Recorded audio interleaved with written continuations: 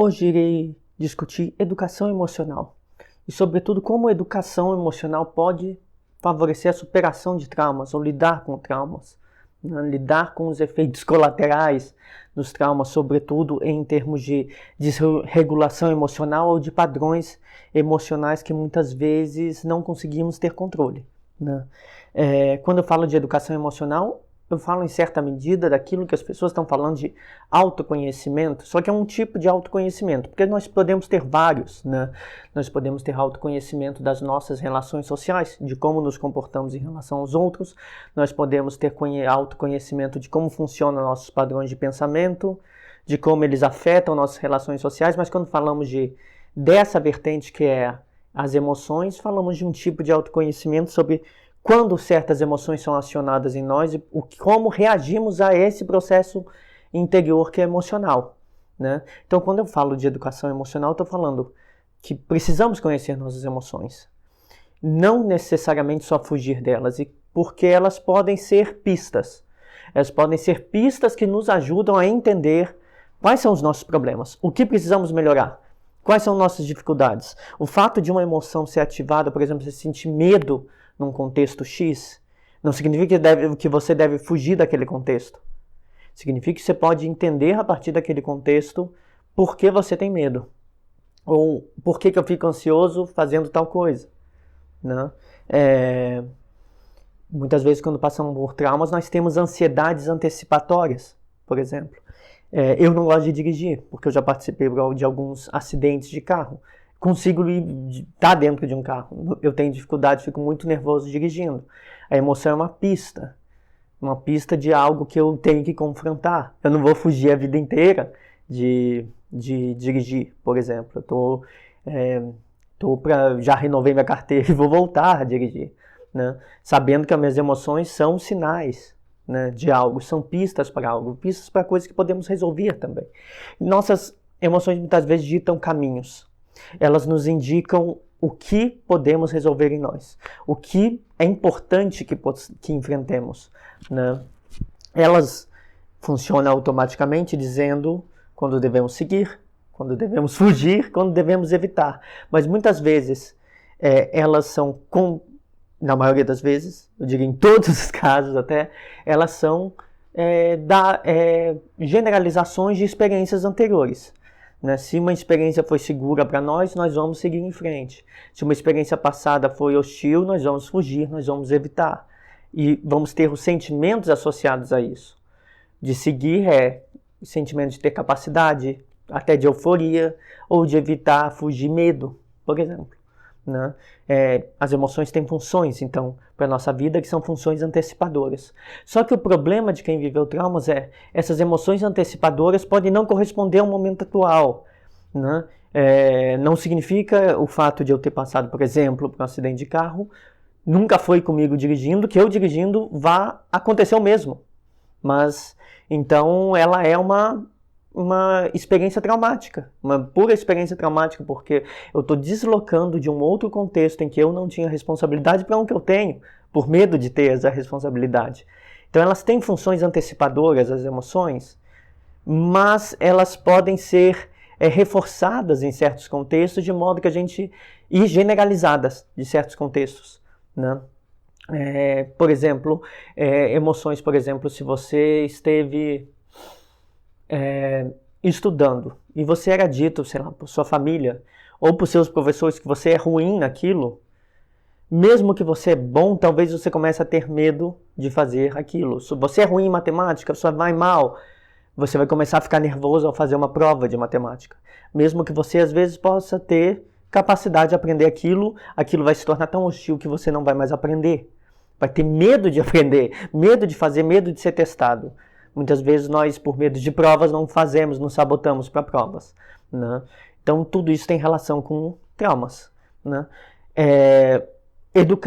Se educar emocionalmente é saber exatamente em que contexto isso acontece, para saber se nós temos uma visão realista do que está acontecendo e entender nossas emoções, né? Então, quando eu falo de educação emocional, estou falando sobre aprender a ler nossas próprias emoções. Entender que ter medo seria, digamos, uma espécie de intuição de que algo vai dar errado, nem sempre é o real, mas que nossas emoções são filtros, elas funcionam como óculos. Você coloca elas filtram o mundo. Só que você pode ter medo de coisas que não vão acontecer, ou de coisas que não existem, ou você está tendo medo agora de uma experiência passada. Por exemplo, pessoas que passaram por relacionamentos abusivos e têm medo de se relacionar, e que enxergam em toda nova pessoa que conhece um problema. É um medo generalizado, descontextualizado, trazido para outras situações, né? Mas ao mesmo tempo, quem já passou por relações abusivas tem que entender o que lhe atrai, para saber que muitas vezes seus medos podem estar também antecipando uma pessoa que é problema também. E por isso, saber distinguir as coisas e se autoconhecer. Então, se autoconhecer é ter essa educação emocional, aprender a ler suas próprias emoções. Como a gente faz isso, né? Qual seria a via para fazer isso? A primeira é perguntar: por que eu sinto isso? Por que eu sinto isso? Em que contexto eu sinto coisa X, emoção X? Em que contexto eu sinto felicidade? Porque eu posso estar, sei lá, eufórico numa relação péssima, ou triste numa relação tranquila, né? Por que eu sinto isso? Da onde isso vem? Qual é o fator da nossa história de vida que levou a isso? E aqui isso leva, quais são as consequências? Porque se você fica eufórico com uma relação problemática, leva a consequências ruins. Então você tem que entender o que você sente como um sintoma de algo que pode ser até negativo, né? Para pessoas que passam por relações abusivas, certa atração por pessoas com padrões impulsivos, explosivos, pode ser sintoma. Você tem que fugir daquilo. Se você fica feliz naquilo, você tem um problema. Você tem que encarar isso como sintoma, né? Ou, por exemplo, se você tem um medo descontextualizado, né? Foi assaltado uma vez, fica com medo de sair de casa, por exemplo, mas você está em outro lugar, não é um lugar que você foi assaltado. Então você tem que se perguntar: por que eu sinto isso? Que fator da vida? Muitas vezes são experiências muito precoces. Estou falando de coisas mais atuais, né? Mas pode ser uma experiência precoce. Você ter sofrido bullying na infância, né? Pode te levar a evitar situações de expressão social, de expressão, de falar em público. Por exemplo, você falou algo e sofreu bullying. Você pode aquilo ter sido tão traumático que você carrega aquilo, e aí quando você vai falar você tem medo e você trava e não consegue falar. Então, qual é a pergunta? Por que eu sinto isso? Qual é o fator da minha história de vida que me fez sentir isso? Como isso permaneceu? Aconteceu outras vezes?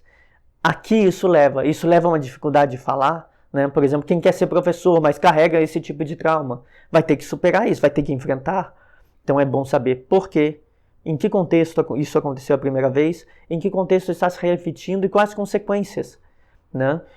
E quais as consequências significa pensar o que eu faço e deixo de fazer por causa desse meu trauma, dessa emoção que eu sinto. Porque você pode sentir, eu descobri que você sente medo de se expressar em público porque você sofria bullying. Você já estabeleceu a relação de causalidade. Aí você entra num ambiente em que você é seguro e você sabe que não vai sentir bullying. Esse conhecimento favorece que você tenha... Não significa que a ansiedade vai sumir de um dia para o outro, mas vai diminuir um pouquinho na primeira vez que você fizer. Vai diminuir mais ainda na segunda vez. Lá para a 10ª vez que você fizer, você vai estar quase nada ansioso. Vai diminuir muito ao longo do tempo se você tiver o conhecimento de onde se origina isso. Porque você tem medo de se expressar, por exemplo. O importante é que nós consigamos entender os padrões. A gente não vai deixar de sentir. A gente talvez nem deixe de sentir medo. Se a gente, por exemplo, talvez eu para sempre sinta medo de dirigir, mas talvez eu não tenha as consequências disso e saiba, não, eu não estou passando por uma situação problemática, eu sei dirigir, eu dirijo corretamente, não vai acontecer um acidente, né? Mas, por exemplo, a pessoa que sofreu bullying pode pensar, não, eu estou num outro ambiente, somos adultos aqui, ninguém vai me tratar mal. Então, é importante nós aprendermos, mesmo que a gente se sinta mal, para que nossas emoções sejam convergentes com a nossa vida. Com o tempo a gente vai se habituando e elas vão ser convergentes com a nossa vida atual, com o nosso mundo, com as experiências que nós vivemos hoje, para ter uma vida significativa. A pergunta que nós devemos fazer é: eu viver com medo, eu ter raiva descontextualizada, né? Tem pessoas, por exemplo, que tiveram experiências traumáticas na família e que têm muita raiva em relacionamentos íntimos. é quase uma raiva descontextualizada dos seus próprios pais, né? Isso é comum, por exemplo, em pacientes borderline. Eles muitas vezes viveram em contextos abusivos e têm uma raiva direcionada para seus parceiros, que muitas vezes não é de seus parceiros, mas é de seus cuidadores. Então, essa emoção é convergente com a sua vida? É convergente com uma vida significativa ou você está vivendo um flashback? Por que você sente isso agora? Essa pergunta deve ser feita, porque se você se faz essa pergunta sempre, quando acontecer, você vai simplesmente falar, me desculpe, eu não queria agir com você, eu agi com você assim, porque eu passei por tal contexto. Você vai se explicar o que vai facilitar a melhora de suas relações, e ao longo do tempo você vai perceber que nem todas as pessoas são hostis como a pessoa que te traumatizou. Né? Então as emoções, é essa pergunta que deve ser feita, elas são convergentes com a vida que você quer levar, com a vida que é significativa para você? Então, como lidar com isso? Primeiro, é importante não suprimir. Se você tem raiva, não finja que não tem, aceite que você tem, não precisa tratar alguém mal, mas você pode comunicar, olha, eu tô com raiva de você, eu não entendo direito porque está acontecendo, eu preciso pensar nisso. Ou se você está com medo, olha, alguém quer te levar para passear, você foi vítima de assalto, você está com medo, você fala, olha, eu vou ir com você, eu quero te explicar que eu tenho medo e eu tenho que pensar por isso, não suprimir. Você pode lidar com o medo. Você vai tremer, você vai estar mal, você num relacionamento, se você estiver com raiva do outro, você pode fazer algo inadequado, então às vezes é bom afastamento, mas aprender que essa emoção faz parte de você. A pergunta que você tem que fazer é, o que ela significa? O que essa emoção significa? Elas existem.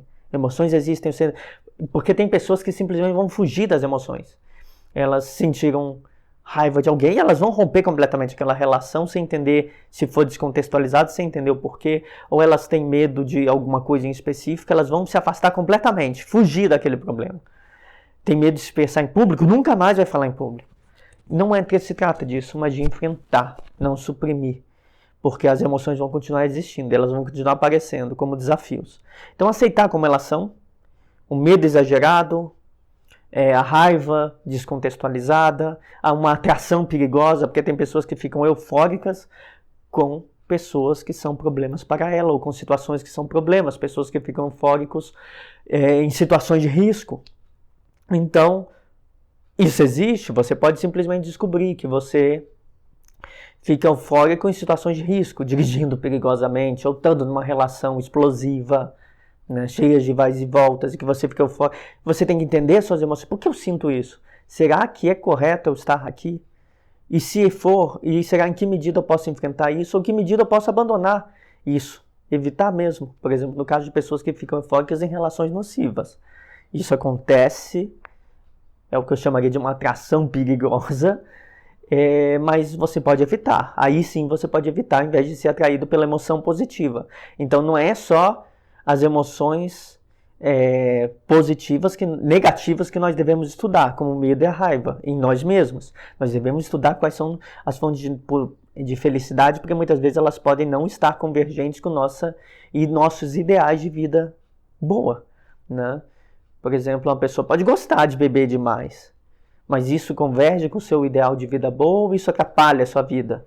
Então, você pode estar feliz com aquilo, mas depois vai te gerar tristeza. Então, aceite de certa forma que você gosta disso e aprender a lidar com isso, entendendo que função isso teve no passado, de onde isso originou, por que você sente isso, porque ajuda até a se controlar, te ajuda a evitar repetir o mesmo padrão no futuro. Né? O importante é o seguinte, sobre traumas, eu já falei em outros vídeos sobre estresse pós-traumático, estresse pós-traumático complexo, trauma complexo. O trauma distorce nossas experiências emocionais. O trauma apaga memórias de vez em quando, impede que nós amadureçamos certas formas mais saudáveis de agir. O trauma pode generalizar o medo. Como eu falei, você teve uma família que pode ter sido agressiva, você pode nunca mais conseguir se relacionar com ninguém, constituir uma nova família. Ou pode generalizar aquilo como modelo de família e só conseguir se relacionar com pessoas abusivas. Então, o trauma distorce nossas experiências em certa medida. E ele distorce nossas experiências porque, sobretudo, distorce nossos modelos emocionais, a forma que nossas emoções lidam. As emoções não são puras. Elas atuam em zonas do cérebro, mas as experiências modificam o cérebro. O nome disso é neuroplasticidade, né? Então, as emoções são como, habitualmente, nosso cérebro foi condicionado pelas experiências. Aí ele gera neurotransmissores que vão mudar como você sente. A felicidade não é a mesma para todo mundo, o medo não é o mesmo para todo mundo, a raiva não é o mesmo para todo mundo. Os hormônios, os neurotransmissores e tudo isso relativos à experiência, sim. Mas aonde eles vão? Não. E o contexto também não. Né? Então, nossas emoções distorcidas podem servir para algo, se nós passamos por traumas, para entender um mapa da realidade. Entender qual é o nosso mapa. Porque esse mapa pode estar errado, ele pode não corresponder ao que é o mundo de fato. Nós podemos ter ganhado das nossas experiências de infância, de adolescência, ao longo da vida, um mapa errado. E a gente vai seguir por caminhos errados. A gente está com um mapa errado, dirigindo e indo para o lugar errado. Né? Então, o que nós temos que fazer é refazer o mapa. Entender que, se conseguirmos descobrir como nossas emoções funcionam, nós conseguimos alterar nossos modos de agir. Nós conseguimos agir de maneira mais apropriada aos contextos. Né? Então, como nós vamos fazer isso? Né? Como é possível fazer isso? Eu vou fazer uma série de vídeos sobre isso, então é mais para iniciar esse tema. Sempre se pergunte, sinto algo, esse algo é muito positivo ou muito negativo? Sempre atenção às emoções exageradas. Né? É característica de trauma, emoções exageradas. Muita felicidade é tão problemático quanto muito medo. Tá? Por exemplo, pessoas que têm bipolaridade, que têm mania, ou pessoas que têm certos vícios, podem ter muita felicidade naquilo, mas aquilo pode ser danoso para elas. Então, atenção ao que você sente. Emoções extremas podem ser sintomas. Né? Apaixonamentos avassaladores podem não ser necessariamente amor, mas ser sintoma. Medo absurdo, raiva absurda pode ser sintoma. Então, atenção às emoções extremas. E o que fazer diante das emoções extremas? Entender o que você sente. Como entender? Primeiro, descreva. Quando você se acalmar, quando você estiver mais tranquilo, num ambiente tranquilo, sozinho, anote o que eu senti, escreva mesmo, o que eu senti naquele momento. E detalhe esse sentimento. Eu senti medo. Mas será que isso é medo mesmo? Será que esse medo não é uma insegurança? Insegurança de quê? De expressar-se? De tomar uma decisão? Então você tem medo de decidir, de se expressar, medo de que você está com medo porque está inseguro. Então o que te dá segurança? Faça essas perguntas. Se você está inseguro, o que te dá insegurança? Se o medo for especificamente de alguma coisa como se expressar, por que você tem esse medo? Vai fazendo perguntas. Escreva. Sempre faça o que eu sinto e por que eu sinto, em que contexto eu senti. Essas perguntas são importantes. Você pode ter medo porque você se sentiu vulnerável. Certas pessoas têm medo de se sentir vulnerável numa relação, por exemplo. E essas pessoas podem, por exemplo, ter raiva porque se sentiu vulnerável. Então você fala, o que eu senti? Senti raiva. Mas não é bem raiva. É raiva de quê? É raiva de si mesmo ou é raiva do outro? Ou é raiva de alguma coisa das suas memórias do passado? Por exemplo, essa raiva, será que é vulnerabilidade? Ou frustração? Muitas pessoas têm raiva quando não conseguem fazer as coisas. Tipo, eu tentei, não consegui.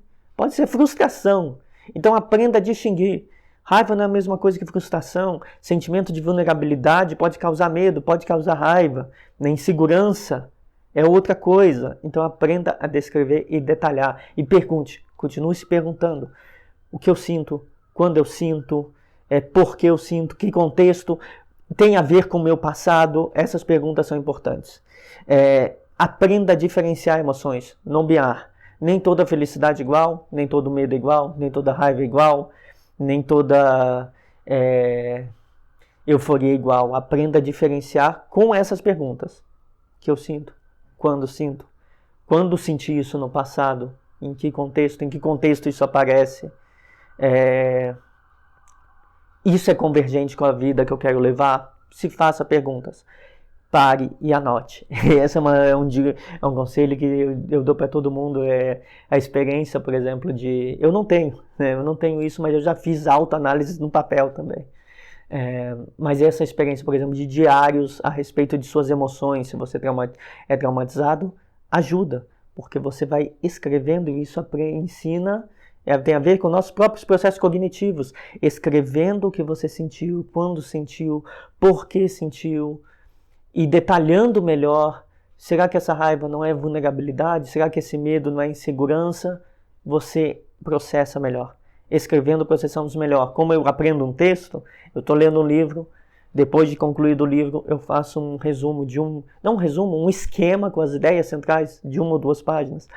Talvez nós devêssemos fazer isso sobre o nosso livro das nossas emoções. Como eu falei, o nosso mapa da realidade que as nossas emoções oferecem.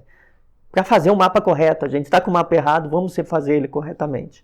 Então, aprender a diferenciar emoções, nomear emoções, entender, anotar, a autoanálise passa por anotar, se dá tempo para refletir, estar num contexto calmo para refletir e fazer essas anotações. Com o tempo, você vai conseguir enfrentar suas emoções difíceis e vai começar a perceber que emoções mais positivas também podem ser armadilhas para você.